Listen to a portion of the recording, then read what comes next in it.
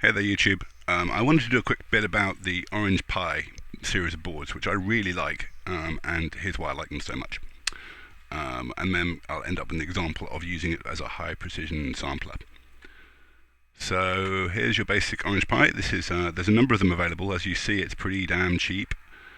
Here it is. The main store is on AliExpress. They have a bunch of different ones. Basically, they use a couple of base chips. The Allwinner H3 is pretty much my favorite. It's a quad-core ARM. Has lots of peripherals on board. It's well supported by mainline and legacy Linux. Easy to use. You don't need 64-bit. There's kind of no point. And basically a really low price point. So as you see, this board is basically $10 plus shipping.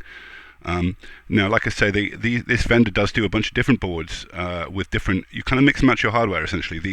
The SoC itself comes with 100 megabit Ethernet, which they've just pinned out here. HDMI, SD. Obviously, it boots off SD. There's no onboard flash. It's just RAM basically. So it's pretty standard. That's on-the-go USB. This one only has one user USB populated, but it actually has 3 parallel USB high-speed controllers on the chip, all of which you can run at the same time, which is a rather big difference to, say, the Raspberry Pi, just for example. So the Raspberry Pi architecture is basically they use a single USB port on the SoC and then have a hub. And of course the maximum bandwidth is 480 megabits over this link here. And then there's a hub which splits it all up to whatever, external keyboard, whatever, and the Ethernet specifically. So everything, all the main data transport, apart from video, of course, goes over this single USB high-speed connection here, which is a bottleneck. I have other niggles with it as well, but anyway, so that's a big one, is that you're limited, your total I/O bandwidth is very limited on the Raspberry Pi. Now the Orange Pi doesn't really suffer from that because everything runs in parallel. So in this case, what they're doing, so what do you get for your $14 here, basically? You don't get Wi-Fi, although there are versions that have Wi-Fi. You can of course add a Wi-Fi dongle if you wanted to, which I found works better. But so how you do your networking is up to you. For me, in this case, I don't care about Wi-Fi, so I'm happy to use the wired connection. There's not really much else to it than that. It doesn't have. You see, it only has HDMI, but it doesn't have any analog I/Os. Although mostly they are available on this board. There's different flavors of this board. I'll show you the other versions of it. There's many of them. There's like a little tiny one that has built-in Wi-Fi here. The Pi Zero, all sorts of flavors. There's the fancy ones that have built-in eMMC. Again, built on the same SoC though, which is nice. So really, what you're doing is you're getting the same chip but with a different combination peripherals. In this case, you're getting a pretty high-end version. I think this one has possibly Gig E. Either way, so there's different combinations. This has SATA, for example, which is not necessarily a great idea, but you can pick your options. I recommend the H3, but I won't really go into why, but it's well supported and it works fine. Now, there's a camera module as well here, a few other bits and pieces. It's very, very Raspberry Pi-like, although not necessarily compatible. There's some real bargain ones here, like you can get a 256 meg. This is an H2 Plus, which is very similar to an H3 SoC, slightly less. I don't think it has 4K HDMI, not that you care. This particular board is more of an IoT board. As you see, it's cheap. Although not much cheaper, pretty much the same price really. Although this comes with an add-on board. This is an extender board that breaks out the analog audio, another 2 USB ports, infrared receiver, and a microphone. It's on this little sub-board that you can optionally plug on. And the main board just has Ethernet and Wi-Fi and a single USB, plus a GPI expansion header. So this is a fairly good choice. Although the breakout ports are slightly different. I prefer the Orange Pi 1. As a base thing for hacking on. Okay, so let's move on a bit. So why is it that we want to hack on this thing? Why is it a particularly good SoC?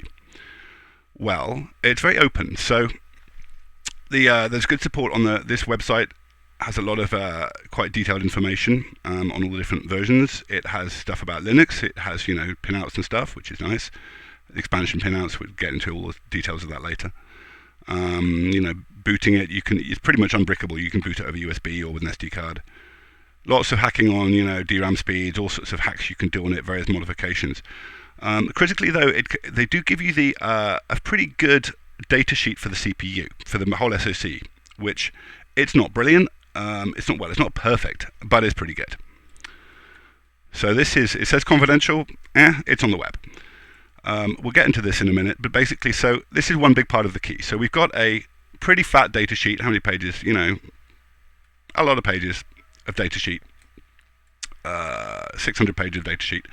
Missing in some, it's thin in some areas, but it's pretty good all round. It does have most of the registers in, which is key. So you've got this big document all about the internals, and then on top of that, you've got from the people who make the Orange Pi board. As you see, sorry about that. Okay, if you go to the Orange Pi site, they've got the full schematics for the boards, which is extremely handy as well.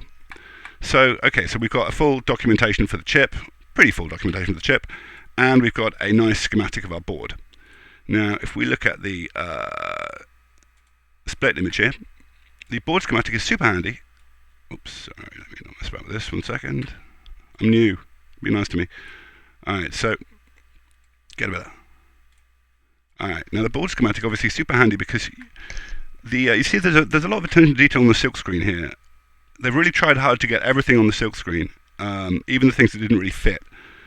Like over here, you'll see that they've done this thing of put the components in tightly and then indicate what they are with a kind of shifted silk screen. And on this particular board, this is the one which I really like. Cheap, whatever, has sufficient I/O for everything you need really. And this 40-pin connector, which we'll get to, has a lot of stuff on it. Even then, they didn't do everything, but an indicator of what a nice hacker board this is the stuff they couldn't fit on this connector, which is a few, there's a composite TV output and stuff. They put on test points here, and then just to be nice, they moved. This is the silk screen for the test points. They moved it over here, but this is the order of which, if you really want analog mic input, you can get to it because it's on there. Or, of course, you can just get a different board that has the analog mic input pinned out. You kind of choose your, so I have a whole bag full of different boards, basically, depending on what I want it for.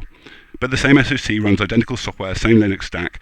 And, of course, what you do is you end up with a standardized SD card image, which is kind of the same for all your different boards and boots into a standardized environment. And you pretty much just pick the board depending on what peripherals you want. Okay, so this is a pretty good board to hack on. Now, one nice thing to point out is that, again, so this is a 16-bit DDR3 SDRAM. Now, they didn't have to put 2 on here, but they did, so which gives you a 32-bit bus. So essentially, you get the full 32-bit bus bandwidth on the DRAM. So it's, they didn't skimp. There's other boards that use the H3 where they just use a single DRAM, so half the DRAM bandwidth, which is kind of a bit short-changed. And considering this thing is so cheap, it's a pretty good deal. So I was very happy with that as a base platform. And like I say, it's 4 quad-core CPUs. Sorry, a quad-core CPU. Okay, so getting back to the datasheet here. Now, assuming you're reasonably familiar with these, obviously what you're seeing here is the SoC here, the H3, does so much stuff that in the schematic it's broken out as separate logical modules, even though they're really part of the same chip. Now this, for example, is the main GPIO ports on this thing. So a lot of these, as you see, are multifunction, which is very common. You've got one, like PCM0, for example, this is the digital audio interface. You've got SPDIF, you've got SPI, you've got 2-wire interface, which is I2C, whole bunch of UARTs, Ethernet, everything you want basically. So the question is, of course, this being a BGA, is what can we actually get to? Now, in most cases, of course, they've just broken them out. So if you want like PA20, PA21, which, they're GPIOs, but they can be muxed as the digital audio interface, the I2S interface, which we'll get to in a minute. So PA20, so where's that go? We'll just search PA20, and then we end up with it on COM3. And COM3 is our big fat edge connector here. So as you see, those pins, if we look back, basically all the I2S pins, which I have a reason for wanting, are available on this edge connector. As are a whole bunch of other things. You've got UARTs, you've got all the rest of it. No, but again, the critical thing is that in a lot of cases, even if what you want is not available on this, they've done something nice, like they put it on a pad, or you can get to it on some external, internal thing if you really want that signal.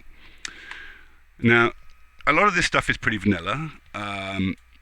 This board doesn't have a lot of other peripheral stuff on it, so let's see what we got here worth looking at. It does have, interestingly, it has a camera interface. See that? Now that's a relatively old school style. That's a parallel camera interface. Let me just find that on schematic. Modern cameras use LVDS pairs, which is much more like HDMI. This is for lower resolution, older school cameras. Here we go. CSI. So you see what it really is just an 8-bit interface here, pixel clock, master clock, and then various CSI control pins like H-Sync and V-Sync and stuff. These are just for clocking data out of the camera module. Now, Obviously, this is for fairly high speed. I think it can't do 1080p 60. It can do 720p kind of thing. Which gives you a pretty high pixel clock rate. So what that means is that the SoC on this board is basically clocking in bytes at a time over this interface, really fast. I think it can do well over 100 megabytes a second on this interface, which is worth bearing in mind. And because it's not anything fancy like LVDS, this is basically a byte-wide sampling interface.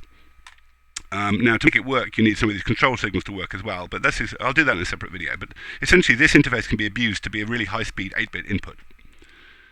Very handy. Now, other things we can abuse on this in fun ways. Obviously, we've got USB if we want all sorts of regular stuff. But let's say we want to do something more interesting. Now, one thing that really caught my eye about this is the I2S. Now, if you're not that familiar with I2S, let's switch over here. I2S is a standard interface used for digital audio internally, usually on a certain board. So it looks like this. And it's a lot like SPI, basically. You've got a clock, once per bit, and then you've got an extra thing which is for left and right. So this is called the word select. Now, imagine you're clocking 16 bits of audio here. You've got a 16-bit long audio sample, so 16 of these. And this would be the left channel. And then at the end of the left channel, this switches, which is for synchronizing. And then there's another 16 bits, which would be the right channel, and so on. And it just runs non-stop at a fixed clock rate. In this case, it would run at, if you were sending 16-bit audio at 48 kilohertz sampling rate, it would be running at 16 times 2 times 48 kilohertz. Now, in practice, I2S is usually run at 32-bit because it's not something where you're really worried about the bus bandwidth. You just want to get your stuff there and you want it to be standardized. So usually what people use is 32 bits for the left and 32 bits for the right. Now, obviously this is this is often used for audio output, but commonly it's just used for audio I/O on a lot of systems. So it's on the H3 CPU, it's bidirectional. So you've got audio PCM in, what they call PCM in and PCM out. We'll go back to the schematic. Let's see now let's go to the data sheet actually. Okay. Now here's the goodies we've got in the H3. HDMI, all great. Various, display stuff. Not that useful. I mean, it's great, but there's nothing much we can do to hack it really. It's got this parallel CSI interface I talked about, which is, which is 8-bit sampling. You've got two I2S/PCM, basically the same thing. Two digital audio interfaces. One wire audio, which is SPDIF, not super useful, and then you've got analog audio as well. And you've got some other stuff. You've got Ethernet, you've got DMA, you've got timers, you've got all sorts of fun. 3 USB host ports as well, which is rather nice. Other bits and pieces. Now, okay, so we've got two digital audio interfaces. Now, one thing about digital audio interfaces is that the clock rate that you want to run them at is determined by the sampling rate of what you're playing. And those numbers, which are typically 48 kilohertz or 44.1, or higher, are typically just determined by whatever you're listening to and are unrelated to the rest of the system performance. So generally you have a different system clock that generates the audio clock in this case. Now, if we look at the clock tree, as they call it, the way this whole thing works is there's a single 24 megahertz crystal on the board, which I'll show you. It is that thing there. Alright, so that says 24 megahertz, and that's this 24 megahertz crystal here. Now that comes in and it's, excuse me one second, okay, that comes in and then it goes through various internal systems, phase lock loops generally, which are clock multipliers, and then clock dividers and so on and so on. So this single external reference gets pulled in and turned into a whole bunch of other frequencies for running stuff internally, usually in higher frequencies. Now there's different clock domains within a chip like this. So some bits are running at one speed, some bits are running at other speeds, and they're often switched to save power for other reasons. Some bits don't need to run as fast. Now, this is a useful picture as well. So this is showing us pretty much the entire internal block diagram of this chip. Now up here you've got the CPUs, 4 CPU cores with a cache. Then you've got these AXIS buses, which are very high speed parallel buses, and then that goes off chip to there's a DRAM controller and the DRAM's there. Then you've got some other internal buses which go around the houses, and you've got some slower speed stuff over here. You've got the on-chip timers, watchdog, PWM, GPIO, the UARTs, all that stuff is all on the APB0 bus. separate bus with a bus arbiter between it. And then down here, we've got some other stuff. We've got the display engine, we've got the GPU, HDMI. This is obviously a fairly high-speed bus. The DMA, camera interface, or some part of the camera interface, SPI, SD, and so on. So I think this is the control registers, in fact, for this stuff. Now, some of this stuff has to be pretty high speed.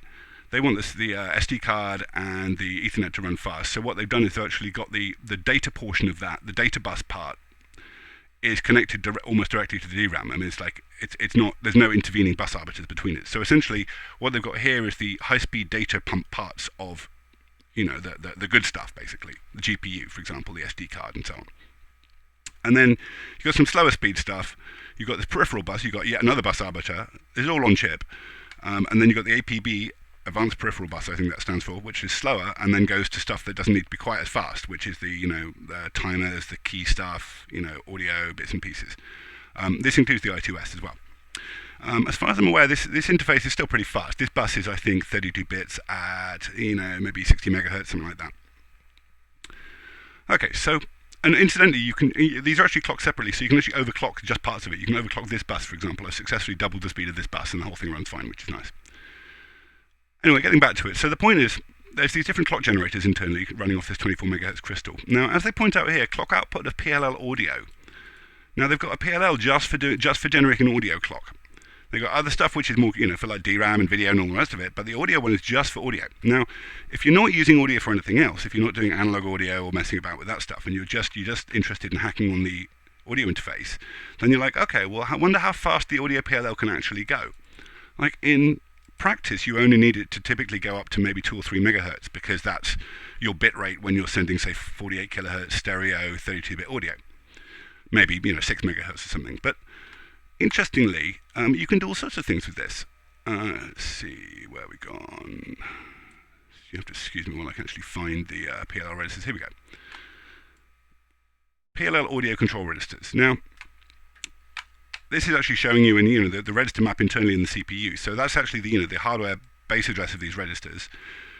This is all the clock control stuff, and then we've got the audio PLL stuff. So if we go and look at the audio PLL stuff. This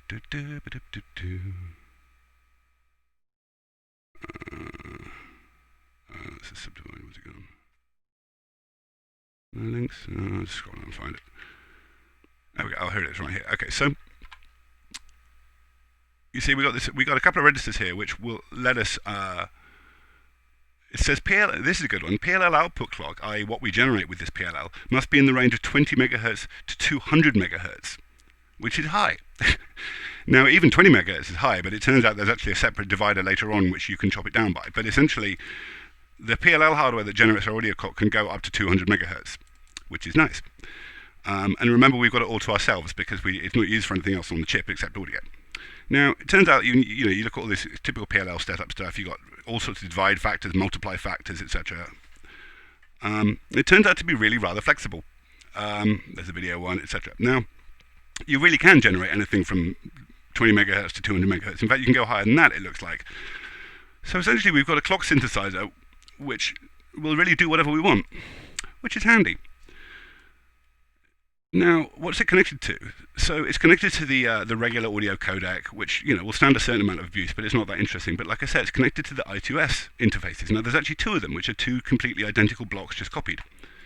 Now, we look at this thing. Now, when you think about audio, one of the things about audio, of course, is that it's got to be. You can't stand any drop bits or jitter or anything like that. You want a completely 100% rock-solid stream of audio data coming out of the SoC, no matter what else is doing. You don't care about the latency, but you do want it to be very, very, very reliable. Like even one drop sample is going to be a click. So essentially, you build a pipeline that can sustain a pretty good data rate, and with large amounts of internal jitter and other stuff going on in the chip that blocks the bus or something. So in practice, what that means is you put quite a long FIFO in the hardware. In this case, what they've got is 128 times 32-bit FIFO for transmit, and one that's half the size for receive. So that's given it's that's a lot. That's a big FIFO basically, and it's loaded. Of course, it's loaded by DMA, obviously. So essentially, what we can do is we can set this thing up as, of course, Linux does. We can set this thing up to just have memory poured into it, and The only thing, the thing that controls how fast memory is poured into it is, of course, our PLL, which, as we see, will go up to 200 megahertz. Now, it transmits and receives, of course, so it's bidirectional. So essentially, it's a 1-bit sampler and a 1-bit, playback. We can look at it like that. If we don't stick an I2S receiver on the other end, it's just basically a stream of bits. We can even ignore the clock, and we can ignore the left and right, and just look at the data in and data output, and treat it as basically a programmable clock rate input and output, 1-bit input and output. Now, it'll go really fast. I've got it running at 125 megahertz here, so this is basically, rather than running at 6 megahertz, 125 megahertz, but it works fine. As you see, it says here, supports clock up to 100 megahertz, which is a crazy high clock rate for audio, but it doesn't matter. You're going to get it for free. So you can kind of ignore the framing of it and just treat it as a serial bit stream. There's stuff you can do to mess around with. It has all sorts of nice modes, but essentially that's really what it is. A serial bit stream with a DMA engine on the back end. Now, if you're not doing other stuff, then you've really got quite a lot of extra spare CPU clocks on this. If you're not doing video, for example, there's not a whole lot going on else on the bus. So this does in fact work. Now what I've got here is I've got some Python code. Let's discuss how we get from A to B here. So what we're looking at here is we're looking at deeply abusing the audio subsystem and the PLL to put it in crazy ranges where it wouldn't normally work. And then all we really want is the data out. We don't want to have to pretend that we're feeding audio. We just want to treat it as a data pump. So there's two possible routes here. I guess the question is, what operating system are we running? Obviously, we're running Linux. Now, on these particular chips, this range of all-winner CPUs, by far the best Linux distribution, I think, is Armbian, which is done by some guys who are very dedicated to it.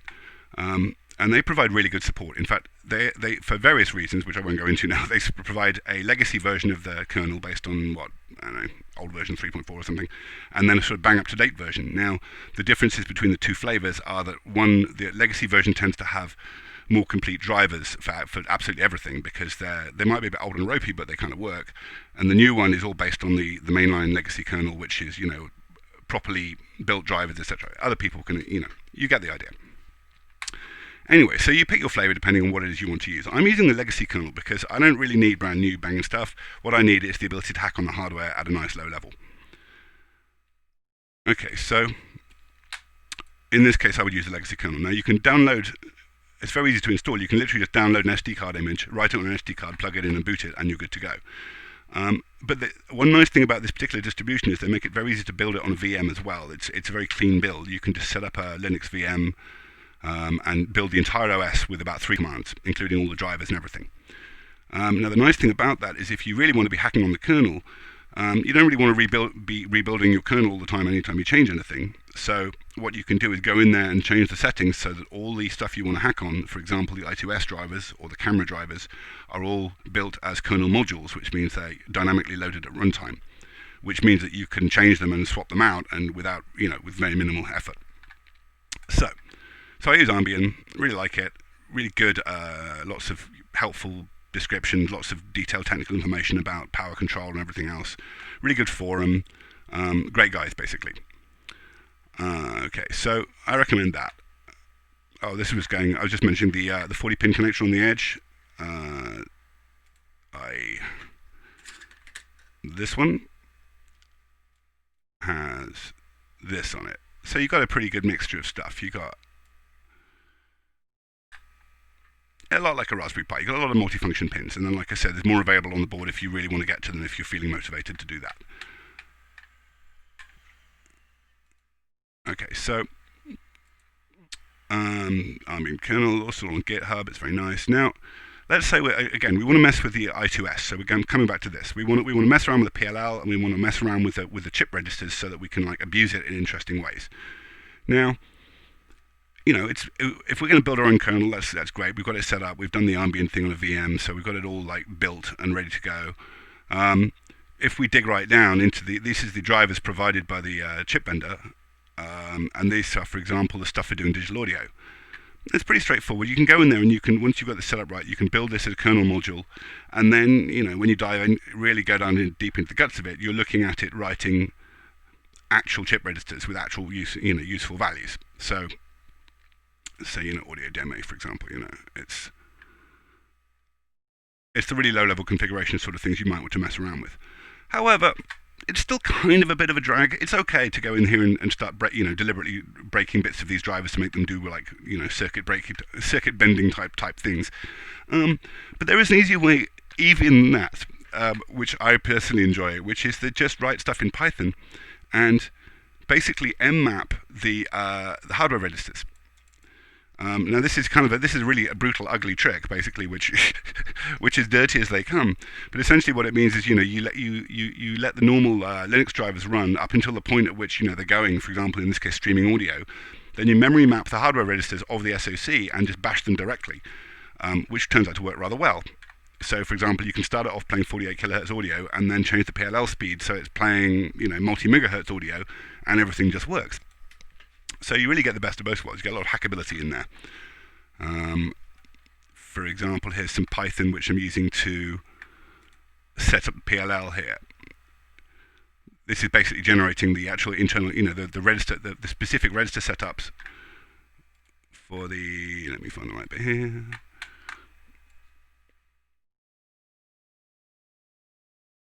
So we're going to set the. What are we setting here? We're setting I2X register 4. Oh yeah, this register here. So, for example, it's setting the bit polarity of the hardware interface, or how many bits per clock, or the left-right clock period, sample resolution, for example, all this stuff.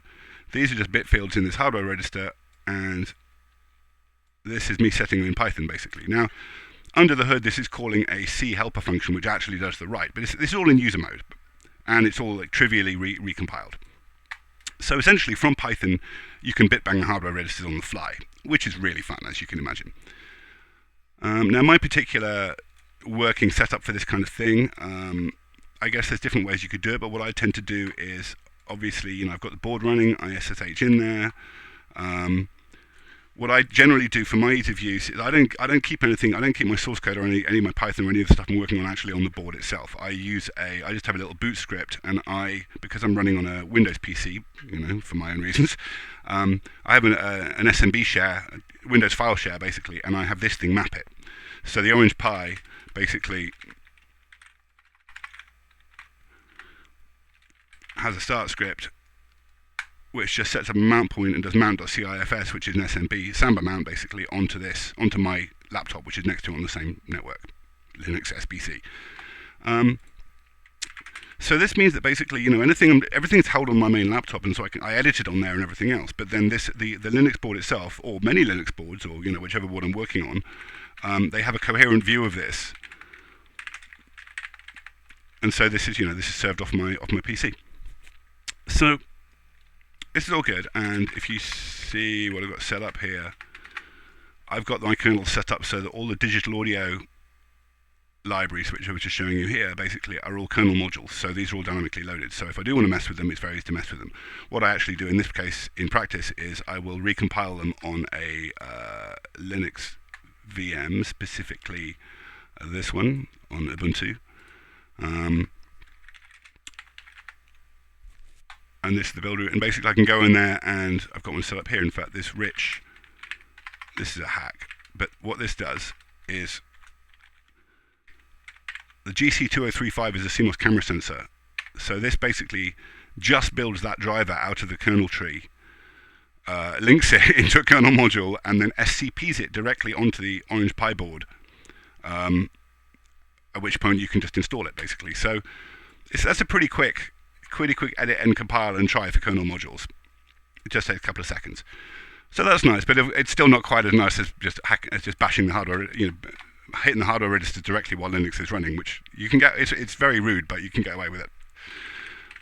Okay, so what do we got here? Excuse me, it's been a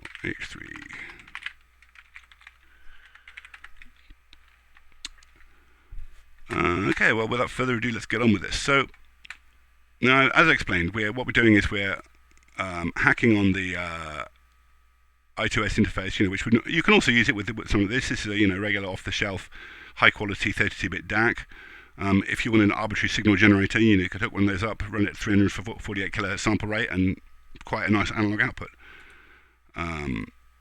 Now, what I'm interested in this particular case is, so we're looking at overclocking this audio interface and using it as a very, very high speed, as fast as we can get it, 1-bit serial interface. Now, you don't normally think about Linux boards as having particularly rock-solid timing for this kind of thing. If you were just reading the GPIOs, then obviously your sampling time would go all over the place. But in this case, of course, all the hardware is doing is reading the input port, is reading the digital audio input port. And in this case, we can run it really fast. So let's see what we can do.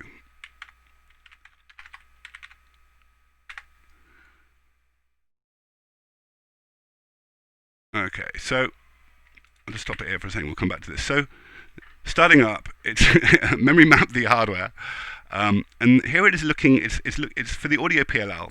I've said I want 120 megahertz, and so it's basically got a bit of Python code which looks at all the way that the audio PLL can be configured and figures out one that will get you 120 megahertz for the different internal settings.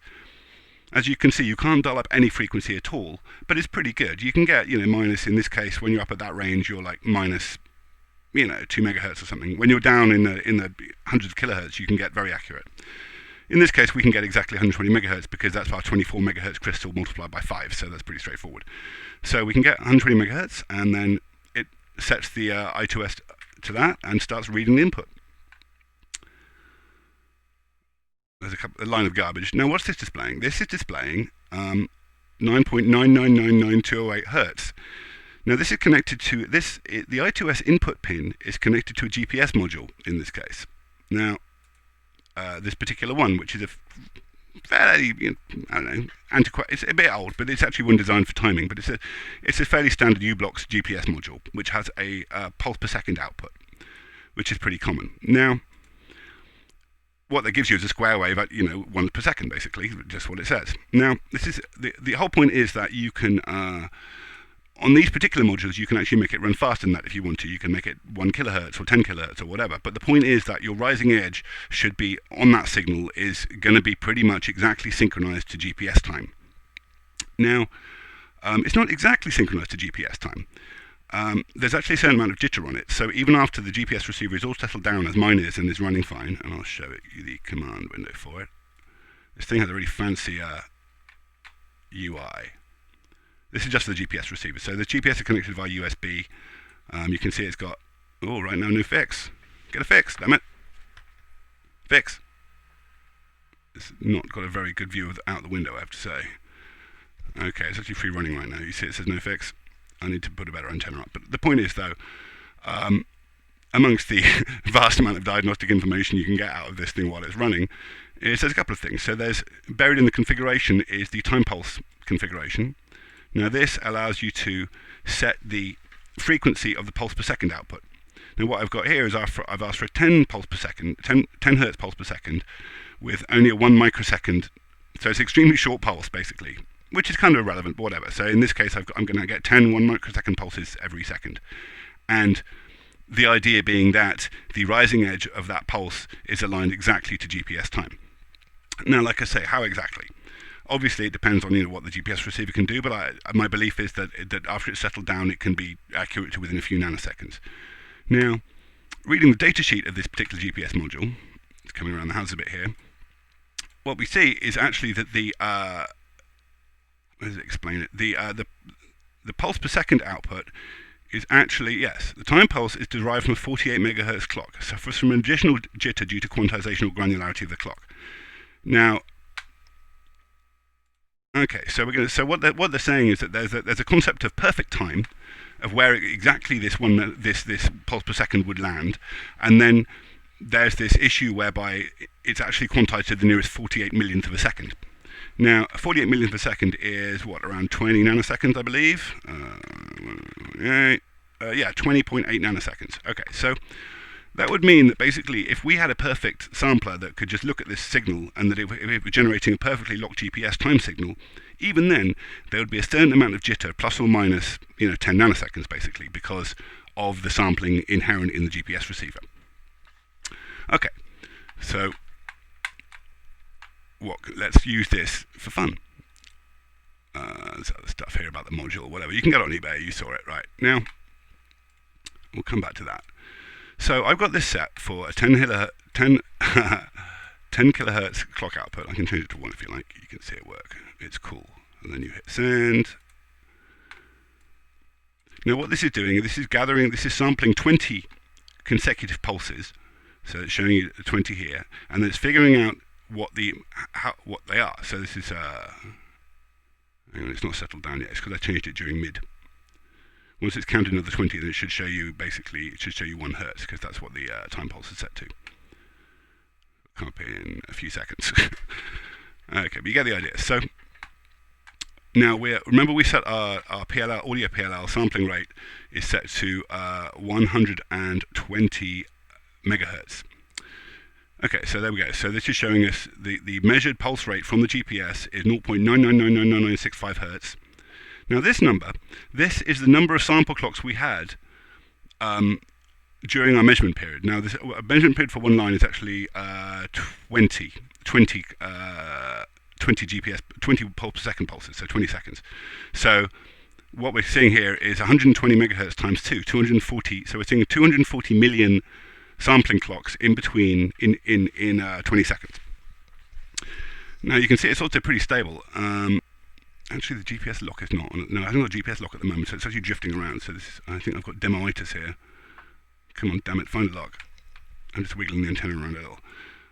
Where you see greater stability when there is a fix here, basically. But the point is what this is showing you. So this is showing you it's counting. I should be a bit clear what's going on with this Python tool. So with this Python thing, what's going on is it's opening the digital audio interface. It's hacking the PLL to run really fast, and then it's basically reading what the OS thinks is digital audio, but in fact is just a bit stream. Pretty fast. It's reading 120 megasamples a second, and then it's coming straight into Python. Python is reading it, and then Python hands it off to a little bit of C code, which basically finds the edges. It scans through this buffer of samples and finds the edges and measures the bits between them, and then finally those edges are then handed back to Python. And as you see, it doesn't use a lot of CPU here, considering it's consuming how many tens of megabytes a second it is, a lot. It's pretty decent, and obviously could be made better. So it's finding the edges, and then this is showing you, and so, that's the number of total clocks in 20 seconds. And then this is showing you, actually, let me just change this back to, this is reading the wrong value because I need to put it on 1 hertz, but it will show you, put it back on 10 hertz, sorry. Showing you times 10. 10 hertz is more interesting to look at.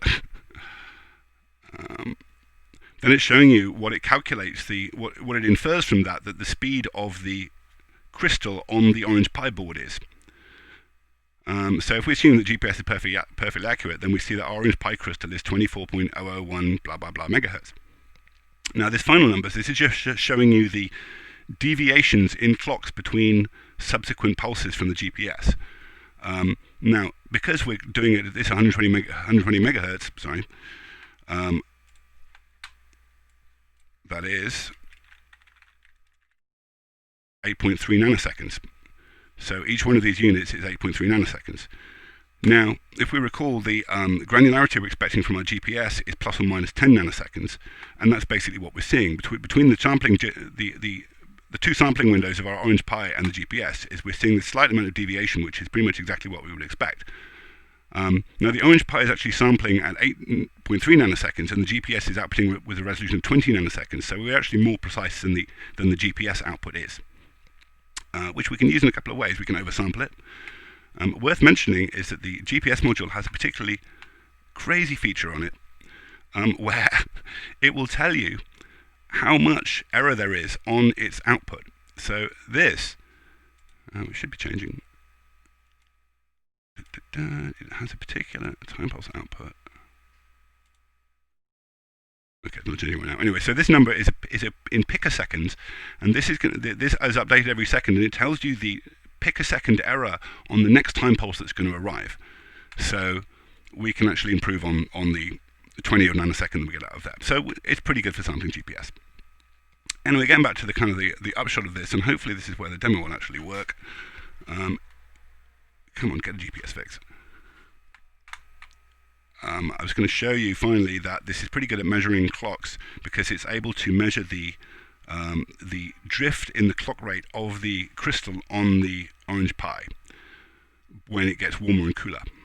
And not even much warmer and cooler as well. For example, I can sit here, I'm currently about 3 feet away from it, and I'm going to blow towards the orange pie.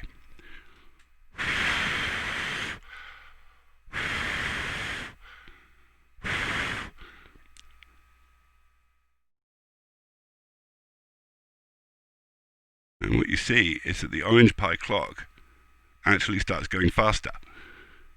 You see how it's been 10861, 10864, 10862 drifting around there. Now it's shot up after I blew at it. It's now 1092, 1094, 1093. So it's gone up by 100 of whatever that unit is. Is that hertz? No, 10 to a hertz. And if I now leave it, it will slowly warm up again, just those fractions. I don't know, maybe 1 degree or something, because I was just blowing on it from across the room. It will slowly warm up again to its ambient temperature, and the temperature will come down, and you'll see the... so basically you can get a thermometer just by measuring the clock drift on your orange pie. And I should mention the GPS unit is across the other side of the room, so I definitely wasn't blowing on that. And this is a very reproducible effect. Obviously, if I used a cigarette lighter or something, you'd really see something. But there you go. That is a lot of fun to be had with a 120 megahertz sampler. Now, obviously it's also outputting it at that rate as well. So we have a signal generator, a 1-bit signal generator. But that's pretty fun. And then just as a final mention, there are 2 I2S ports on here. And they both run off the same PLL. So they're both synchronous. So hence you could actually run, I had some experiments with this, you can run both I2S ports at the same time off the same clock synchronously, thereby giving you 2-bit input or output. And then for further craziness, it appears that you may be able to run one of them with a 90-degree out-of-phase clock, thereby perhaps enabling you to sample at 250 megasamples if you use both pins together. I'm sure it won't actually work that well, but you get the idea. There's a lot of fun to be had. And this is before we've even got to the camera interface and using that as a 100 megahertz byte-wise sampler. Connected directly to Python for fun. Okay, I'm going to leave it there. I hope you enjoyed this. I didn't babble too much. Hit me up if you have any questions.